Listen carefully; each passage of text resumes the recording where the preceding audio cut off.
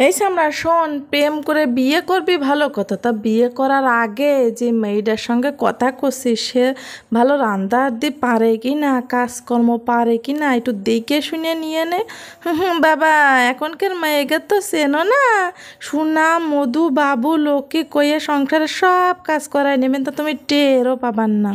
কষি বাবা, প্রেম ভালোবাসা ওই বিয়ের আগেই হয়, বিয়ের পরে থেকে যায় কি জানো, ক্ষুধা। এই যে খাবার দাবার যা তোমরা খাবা তাই রান্না আদি যদি না পারো তখন ওই লাস্টে পড়ে মাথায় হাত দেওয়া ছাড়া কোনো কাজ থাকবে না। নে আসসালামু আলাইকুম। টক বাগুন কেটে নিয়েছি 3টে, এখন আমি আলু সরষের তেলের পারে দিয়ে লবণ হলুদ দিয়ে সেদ্ধ করতে দিলাম। আলুটা একটু আগে না সেদ্ধ করে নিলে হয়। আর এইবার এই পাঙাশ মাছ দেখে কিছু পাবলিক আবার নাক তুলে দেবে না 5তলা বিল্ডিংয়ের পারে। আরে বাবা, খাবি নে ঠিক আছে, বমির রিয়াক্ট আর মুখ ভ্যাকসানির রিয়াক্ট দেওয়ার কি আছে রে বাবা। তোরা এই পাঙাশ মাছ খাচ্ছিস না, আর কত গরিব মানুষ আছে, কত বড় লোক মানুষ আছে এই পাঙাশ মাছ কিনেই খাতে পারে না নে।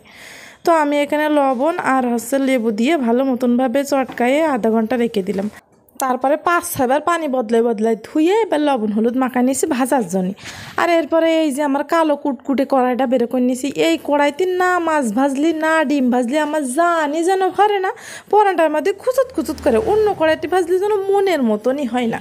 তাই আমি আর কি এটার পরে সরষের তেল দিয়ে তো হচ্ছে ভাজতে বসাই দিলাম।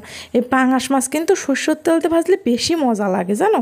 এরপরে মেশিনটা বের করে কটা রসুন আর কটা কাঁচা ঝাল নিয়ে নিলাম, নিয়ে বাটলাম। ওই আল্লাহ সর্বনাশ করেছে আমার, এইদিকে তো আবার মাছ ভাজতে দিলাম, দৌড়ে চলে আসি মাছের দিকে। আল্লাহ বাঁচাইছে, পুড়িনি, উল্টোই পাল্টাই দিচ্ছি, জালটা কম ছিল বলে বেঁচে গেছি। এখন আবার চলে যাবো হচ্ছে সে মেশিনটার কাছে। মেয়ে হয়ে জন্মাইছি, কি যে জ্বালা রে বউ, তা সে কথা কওয়া যাবে না। আমাদের একবার দৌড়তে হয় শিলপাটার কাছে, একবার দৌড়তে হয় চুলোর কাছে, একবার দৌড়তে হয় কড়ার কাছে। আর যদি কেঁচা বেচা থাকে একটা, তাহলে তার কোনো কথাই নেই, পুরাই শোনায় সোয়াগা। এরপরে চলে আসলাম আলুটার দিকে।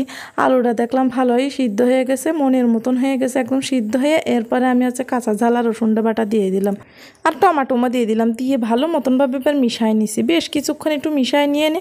শোনো, রান্না করার কিছু টেকনিক আছে, একটা দুটো মশলা এদিক ওদিক করে নিয়ে রান্না করলে যে কি মজার লাগে খাতি। আর একদলা সে আবার এখনই কবে নে, ও বউ তুমি কি শুধু তরকারি খাও, গোশ মাছ খাও না? ওরে বউ কি আর কব, পানির এই ঝোলের ধারটার খাতি আমার বেশি মজা লাগে বুঝেছিস। ওই যে বড় লোকরা নোজ খাচ্ছে পোলাও মাংস, ওদের কিন্তু হার্ট অ্যাটাকের ঝুঁকিও বেশি বাড়তেছে। এরপরে আমি ভালো করে কষাই নিয়ে পানি দিয়ে দিয়েছি বুঝছো। এরপরে দিয়ে দিলাম হচ্ছে পেঁয়াজ বাটা আর হচ্ছে জিরে বাটা। তারপরে সুন্দর করে মাছগুলো দিয়ে দিলাম, দিয়ে ভালো করে নেড়ে চেড়ে, আর আমি আলতো আছে মানে লো আছে, আমি এটা 5-6 মিনিট জাল করে নিচ্ছি। ঝোলটা যে শুকিয়ে এসে কুটুস করে বন্ধ করে দিয়েছি চুলোটা। বাবা দেখেই খিদে লেগে গেল, গা ধুয়ে তাড়াতাড়ি বসে পড়লাম কটা ভাত নিয়ে, বড় একটা মাছের পিস আর টমাটোমের তরকারি নিয়ে মাকাছি। ওরে বাবা মেলা গরম, এদিকে তা গরমে জ্বালায় খাতে পারতিস না, আবার দেরিও সহ্য আছে না, করবোটা কি কও দিনই। মাছটা ভেঙে যখন হাতের মধ্যে নিলাম একদম মোমের মতো গইলে গেছে, এক লোকমা মুখে দিতে মাশাআল্লাহ পুরো একদম মাখো মাখো নসো স্বাদ হয়েছে। গুঁড়ো থেকে বুড়ো সবার কিন্তু এই গরমেতে এই তরকারিটা খাওয়াতে পারবানি। পাঙাশ মাছ যারা খাও না, বুঝি নে বাপু তোমাকে সমস্যাটা কি। এইরকম সুন্দর আর মজার একটা খাবারে তোমরা এইভাবে অবহেলিত করতে চাও, এটা কিন্তু ঠিক না। টমাটোম তো তোমরা মেলা রকম করে রান্না করে খাইছাও, এইরকম করে একদম রাইন্দে দেখে নে আলু আর যে কোনো মাছ দিয়ে সেই লাগবে না।